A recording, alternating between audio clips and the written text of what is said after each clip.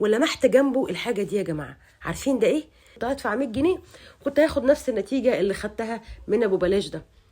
سبحان الله، احيانا الخير بيكون في الحاجه اللي احنا فعلا زعلانين انها ما حصلتش. يعني انا النهارده مثلا كنت في السوق وكان نفسي قوي اكل محشي معمول من ورق السلق زي ما كانت امي معلماني الله يرحمها وكانت مربيانا عليه. رحت عشان اشتري من الراجل، قال الحزمه ب5 جنيه. قلت له تبعتهم كلهم، والكميه دي يا دوب كانت تعمل المحشي والكميه اللي انا عايزاها، وكانت تقريبا حوالي 100 جنيه. طبعا الراجل رفض تماما وقال لي مش هينفع، لو بعت لك السلقه انا كده مش هبيع القلقاس اللي عندي. ولمحت جنبه الحاجه دي يا جماعه. عارفين ده ايه؟ ده ورق بنجر وورق لفت. كنت شفت حد قبل كده شكر جدا في ورق البنجر، قلت ايه المشكله، طب ما اجرب، وكده كده ده ببلاش. وورق اللفت انا متعوده عليه من ايد ام الله يرحمها وبرده ببلاش. وعنها وخدتهم ونضفتهم زي ما انتم شايفين كده، ورحت على الحوض وغسلتهم لايك وشل لان النتيجه كانت مفاجاه. طبعا غسلت الورق كويس جدا جدا جدا مره واثنين وثلاثه واربعه علشان السبب اللي هتشوفوه ده. بصوا يا جماعه، طبعا بتحطيه كده غمر، بيتغسل غمر علشان التراب اللي موجود قدامكم اللي انتوا شايفينه ده.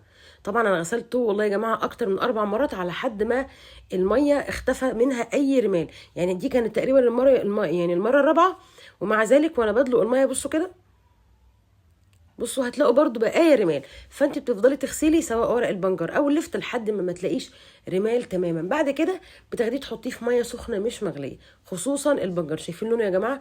ورق البنجر عباره عن زبده، انت بتحطي زبده في ميه سخنه، بمجرد ما بتحطيه في الميه السخنه بيبتدي الكميه تقل تماما. وبرده جه هنا ورق اللفت، وده عادي ممكن تاخدي عليه الميه لانه اصلا قاسي وبيغيب في السوى شويه. نيجي بقى للخلطه اللي انا بشوفها افضل طريقه لخلطه المحشي، لانها زي ما قلت قبل كده وباكد على طريقه امي، ودي التوب في كل خلطات المحشي اللي انا عملتها قبل كده.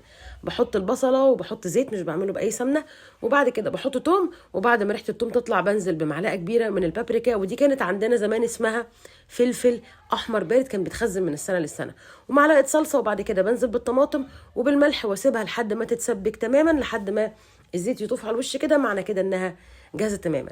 تبتدي تحطي بقى ملح وفلفل اسود وشويه من الكزبره الناشفه لو حابه، لو مش حابه ما تحطيش. وانا عامه ما بغسلش الرز لانه يا جماعه بيجي لنا من البلد من المكنه على الشوال عدل، مش بيحتاج ان هو يتغسل. بننزل بالخضره وتقلبتين 3، وفي كمان شويه توم كده بديهم في التشويحه تشويحه كده مع رز، بس انا نسيت اصور الخطوه دي.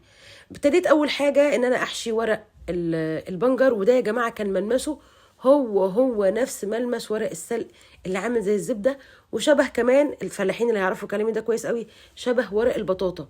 ورق البطاطا برضو من الحاجات اللي حلوه جدا وانا برضو متربيه عليها. ابتديت اعمل مره حجاب مره صباع، يعني على حسب ما الورقه ايه بتلهمني. راعيت ان انا اعمل ورق اللفت في حله والورق بتاع البنجر في حله، لان ورق اللفت ريحته قويه جدا يا جماعه وطعمه كان هيطغى على ورق البنجر، وانا بما اني اول مره اجرب البنجر فحبيت احكم على التجربه. ما كانش عندي شوربه، فاستخدمت ظرفين من مرق اكل نورت ومعلقه من الصلصه وشويه من دبس الرمان لان كنت حباه يكون ميزز شويه. وكمان ما اكتفيتش بالدبس، حطيت كمان ليمونتين كبار من الليمون الايطالي التحفه اللي انا بعشقه ده. خلاص كده ظبطت الملح بتاعها، هبتدي بقى احط القعد، وحطيت على وش اللفت كده ورقتين عشان السطر الفوقاني مفيش ولا حبايه رز تطلع منه. وهنا كان ورق البطاطا خلص للاسف، وهنا بعد ما استوى عشان ما حطيناش الورقه فتلاقوا كده ايه رز متنطر يمين وشمال، وده عيبه. تعالوا بقى نحكم على التجربه بعد ما استوت. طبعا انا سويتها على نار هاديه السوى العادي بتاع المحشي. عايزه اقول لكم يا جماعه كلمه زبده قليله عليه. يمكن انا والله سبحان الله الراجل يمكن لو كان وافق يديني ورق السلق كنت هدفع 100 جنيه كنت هاخد نفس النتيجه اللي خدتها من ابو بلاش ده. فحقيقي والله فعلا تجربه انا مبسوطه جدا منها. ده بقى محشي اللفت اللي انا متعوده عليه واللي انا متربيه عليه واللي بشم فيه ريحه وطعم ونفس امي في الاكل. وطبعا مش محتاجه اقول لكم، الناس اللي مجرباه عارفاه كويس.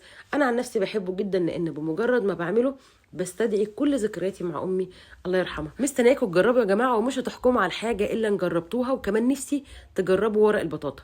اما بقى لو عجبكم الفيديو لايك وشير، واتمنى لكم كل خير، وتحياتي ليكم دايما رشا الغفير.